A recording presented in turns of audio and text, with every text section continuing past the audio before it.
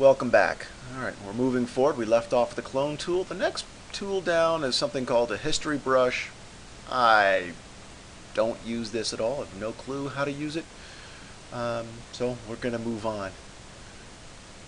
The next tool after the history brush is this eraser tool. Again, you can right click on it and get the eraser tool, the background eraser tool, and the magic eraser tool.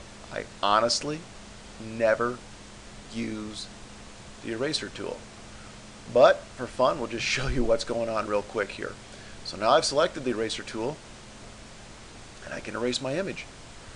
It does allow me, even though my background is locked, it does allow me to work on this background.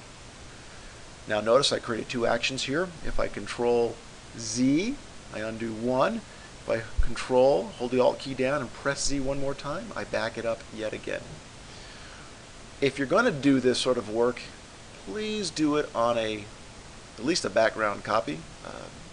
Again, I'm not exactly sure how. I mean, there are ways we could use the eraser tool, and when we get into the intermediate lessons, we'll show you more clever ways to do things than using this eraser tool. But we could duplicate the background, turn off. Let's toggle the eye of the background itself off. So now we're just going to be able to see what's going on with the background copy. Now that we have the eraser tool up, we can size it just like all of the other brushes with the open and close bracket key. You can adjust master diameter, hardness here, brush or pencil, and again also the opacity and the flow. Now if we erase, we're erasing to a transparent background. Again, yeah, we're just not going to use this in this fashion very often as a landscape photographer, but that's how it works. Notice we can toggle our background back on, and since we are working on the background copy, the copy with the blue right here, that's the only one that's been affected. Alright, that's the eraser tool. Let's move on. Before we talk about the next tool, we'll go ahead and throw away this background copy. The next tool here is the gradient tool.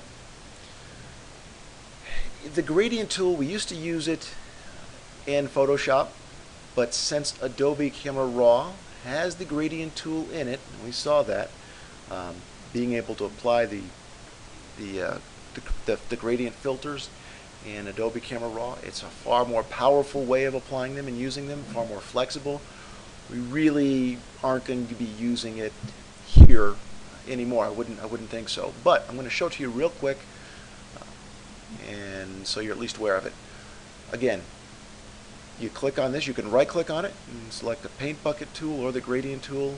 I can't tell you if I've ever used the paint bucket tool, but occasionally the gradient tool.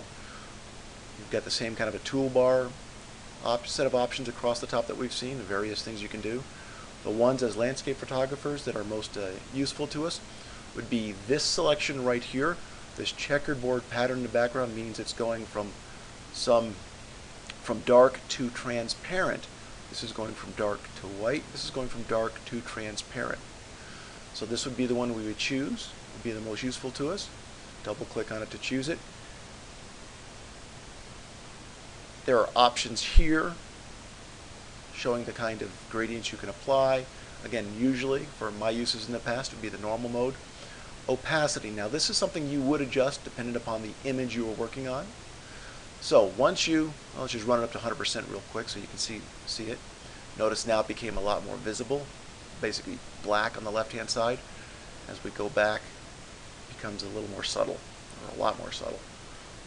I would never use it this strong, so we won't even show you an example there, but we might use it somewhere back in here. And again, we'll click, we're out in the image now, we're clicking, we're dragging, and we're letting go. Solid from where we started, solid application from where we started back, and then from where we clicked to drag, that would be the feathering area. There we go, we just applied it again, 32%. Can anybody guess what error I'm making here? I'm not working on a layer. Let's hold the Control and Alt button down, press the Z once to back up once, and Z once again to back up a second time. Let's click for the new layer, and we should be doing this on a layer.